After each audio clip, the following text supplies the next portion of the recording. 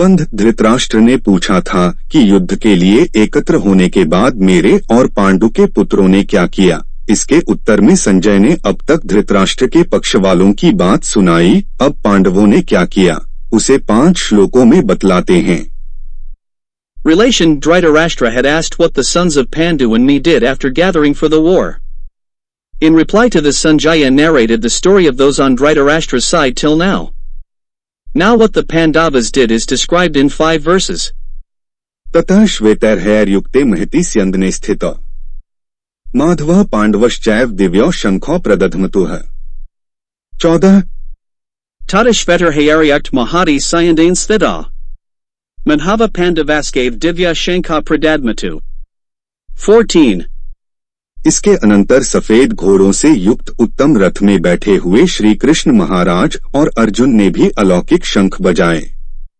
14 After this, Sri Krishna Maharaja and Arjuna, seated in a wonderful chariot drawn by white horses, also blew the supernatural conches। 14 प्रश्न, इस श्लोक का क्या भाव है? उत्तर, अर्जुन का रथ बहुत ही विशाल और उत्तम था। वह सोने से मंढा हुआ बड़ा ही तेजोमय, अत्यंत प्रकाशयुक्त, खूब मजबूत, बहुत बड़ा और परम सुंदर था।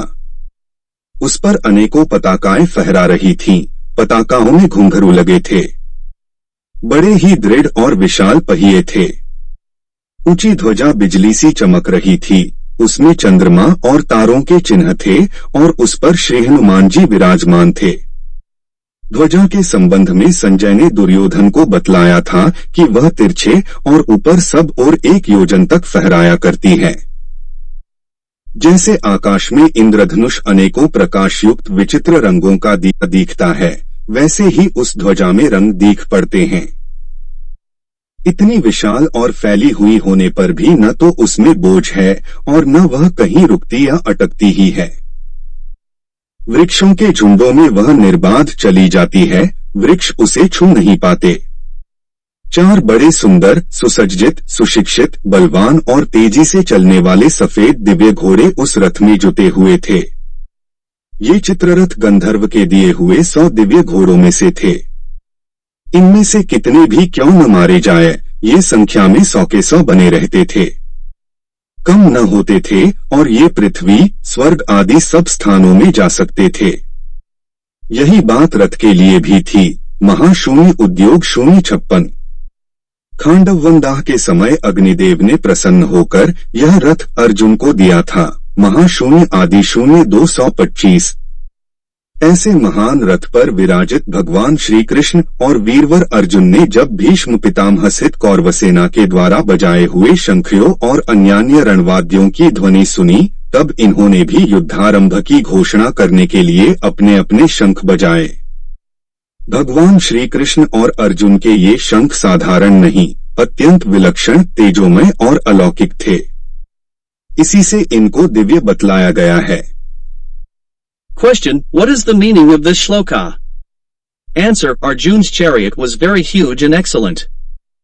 It was covered with gold, was very radiant, very bright, very strong, very large and extremely beautiful. Many flags were fluttering on it, the flags had bells. The wheels were very strong and huge. The tall flag was shining like lightning, it had the symbols of the moon and stars and Sri Hanuman was seated on it. Sanjaya had told Duryodhana about the flag that it flutters diagonally and up to a distance of 1 yojana on all sides. Just as the rainbow in the sky appears to be of many different colors filled with light, similarly colors are seen in that flag. Despite being so huge and spread out, it is neither heavy nor does it stop or get stuck anywhere. It moves freely among the clusters of trees, the trees are not able to touch it. For big, beautiful, well-equipped, well-educated, strong and fast-moving white divine horses were harnessed to that chariot. These were among the 100 divine horses given by Chitrarath Gandharv.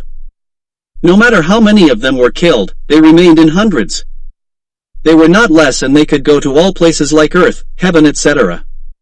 Same thing happened for the chariot also, Maha-Udyog 056. At the time of burning of Kandavan, Agnidev was pleased and gave this chariot to Arjun, Mahadi 225. When Lord Krishna and the brave Arjuna, seated on such a great chariot, heard the sound of the horns and other war instruments blown by the Kaurava army including Bhishmapitama, they also blew their respective horns to announce the beginning of the war. These conch shells of Lord Krishna and Arjuna are not ordinary, he was very unique, brilliant and supernatural. That is why he has been declared divine.